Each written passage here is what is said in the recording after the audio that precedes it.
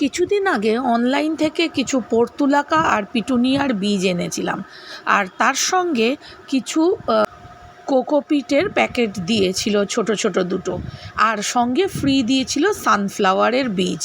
তো চলো সেগুলোকেই এখন পটিং করে নিই।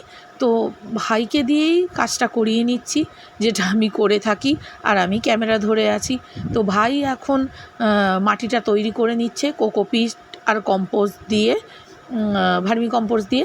তো এখন ওই ডিমের ট্রেগুলো আছে তার মধ্যেই মাটিগুলো দিয়ে দিচ্ছে, আর এর মধ্যেই বীজগুলোকে ছড়িয়ে দেব। তো দেখা যাক কদিনে আমার এর চারা বের হচ্ছে। তো সব কটা বীজই এখন আমি ছড়িয়ে দেবো। তো এইভাবে রেখে দিয়েছি একটা শেডযুক্ত জায়গায়, আর অল্প জলও দিয়ে দিতে হবে। ছড়িয়ে দেওয়ার পরে দেখি কতদিনে গাছ বেরোয়।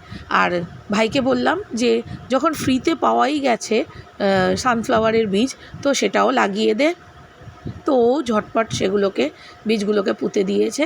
তো এখন খালি অপেক্ষার, আর এরপরের ভিডিও আসবে যে কতদিনে গাছগুলো বেরোচ্ছে। তো এরই সঙ্গে আজকের ভিডিওটাকে এখানেই শেষ করছি।